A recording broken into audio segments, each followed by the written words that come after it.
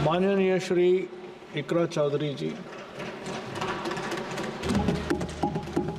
धन्यवाद सभापति महोदय, आपने मुझे इस विशेष चर्चा पर बोलने का मौका दिया। भारत के संविधान के 75वें वर्ष की चर्चा के मौके पर मैं सबसे पहले संविधान बनाने वालों की दूरदृष्टि को सलाम करती हूँ।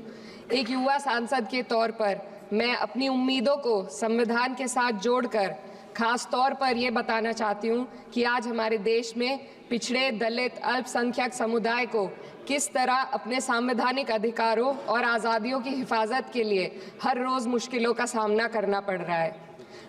Doctor B.R. अम्बेडकर के कथन से अपनी बात रखना चाहती हूँ।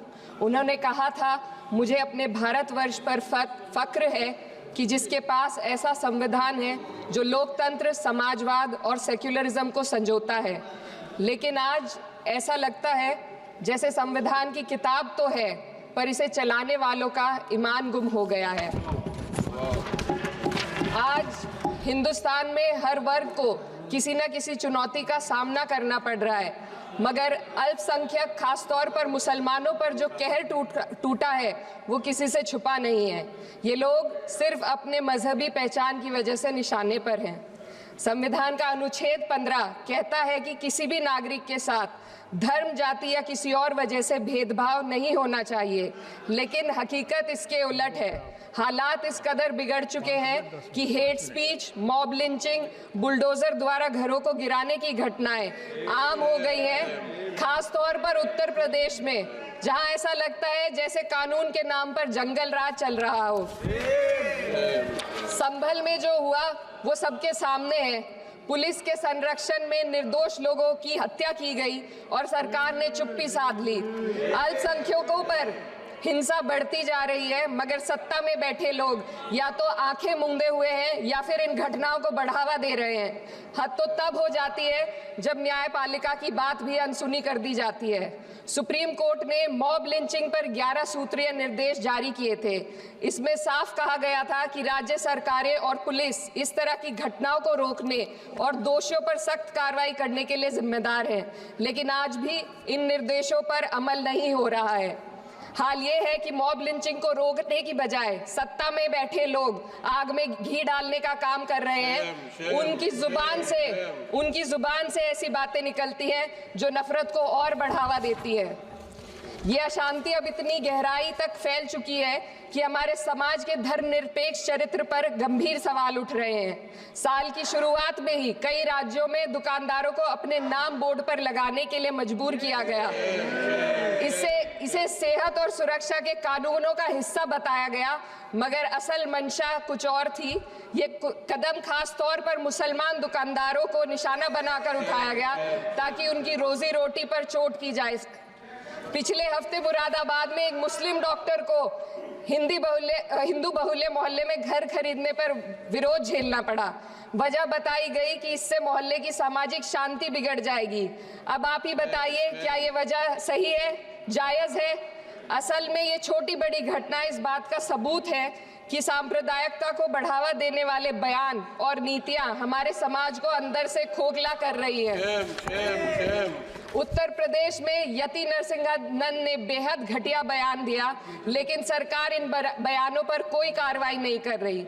हेट स्पीच न केवल जनमानस के विचारों को प्रदूषित करती है, बल्कि इससे अब संवैधानिक पदों पर बैठे लोगों को भी प्रभावित कर दिया है। अभी हाल ही में माननीय उच्च न्यायालय इलाहाबाद के माननीय न्यायाधीश ने ऐसे बयान दिए जिसका संज्ञान खुद सुप्रीम कोर्ट को लेना पड़ा। संविधान के अनुच्छेद 29 और 30 ने अल्पसंख्यकों को उनके मजहबी और सांस्कृतिक हक दिए हैं ताकि वो अपनी पहचान को बचा सके और अपने संस्थान चला सके, लेकिन आज उन्हीं हकों पर हर तरफ से चोट की जा रही है। वक्फ जैसे बिल लाकर उनके धार्मिक अधिकारों को छीनने की कोशिश की जा रही है। आज अल्पसंख्यक समुदाय को संविधान द्वारा दिए गए अपने बुनियादी अधिकार पाने के लिए लंबी लड़ाई लड़नी पड़ रही है। ऐसे कई मामले अदालत ने न्याय देकर संविधान की रक्षा की है, लेकिन अदालती प्रक्रिया में जो समय लगता है उसकी वजह से देश के सामाजिक ताने बाने को भारी नुकसान उठाना पड़ता है। मिसाल के तौर पर इलाहाबाद हाई कोर्ट ने 2004 के मदरसा एक्ट को रद्द कर दिया था, जिससे मदरसों के संचालन पर सवाल उठे।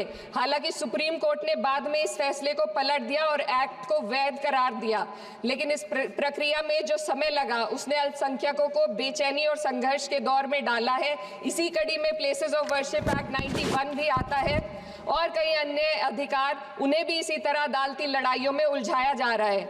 ये स्थिति न केवल अल्पसंख्यकों के अधिकारों की राह में रुकावट है, बल्कि justice delayed is justice denied जैसी कहावत को सिद्ध करती है। मैं इस सदन से दुनिया भर के अल्पसंख्यकों की आवाज उठाना चाहती हूँ, खास तौर पर हमारे पड़ोसी देश बांग्लादेश में अल्पसंख्यकों के साथ जो हो रहा है वे दिल को गहरे तक चोट पहुंचाने वाला है। उनकी जान माल की हत्या की जा रही है। बांग्लादेश हो या हिंदुस्तान हो या कोई और देश, अल्पसंख्यकों की सुरक्षा, इज्जत और अधिकारों की हिफाजत हर सरकार की सबसे पहली जिम्मेदारी होनी चाहिए। मैं इस सदन से अपने देश के अल्पसंख्यकों के साथ बांग्लादेश के पीड़ित अल्पसंख्यकों की आवाज को एक साथ उठाना चाहती हूँ। ये वक्त की पुकार है कि हम सब मिलकर ये सुनिश्चित करें कि किसी भी इंसान को उसकी पहचान या मजहब के कारण डर कर जीने पर मजबूर ना होना पड़े। जहाँ हक छीने जाते हैं वहाँ अमन खो जाता है। ये बात हर सरकार को समझनी चाहिए। अगर हम सच में अपने संविधान का सम्मान करना चाहते हैं तो हमें नफरत और भेदभाव को खत्म करना होगा। हमें ये दिखाना होगा कि ये मुल्क हर वर्ग, हर जाति, हर धर्म और हर समुदाय का है, और जब तक ऐसा नहीं होगा तब तक संविधान की आत्मा सिसकती रहेगी। सर, अपनी बात को खत्म करते हुए मैं एक शेर अर्ज करना चाहती हूँ। ये दाग दाग उजाला, ये शब गजीदा शहर, वो इंतजार था जिसका, ये वो शहर तो नहीं। लेकिन अगर इस सदन में बैठे हम सभी सदस्य ये ठान ले कि हमें संविधान के मूल्यों को लागू करना है और उसे लागू करने का प्रयास करें, तो वह सुबह जरूर आएगी जिसके लिए लाखों भारतवासियों ने अपने जानों की कुर्बानी दी थी। श्री हनुमान बेनीवाल जी। धन्यवाद सभापति जी।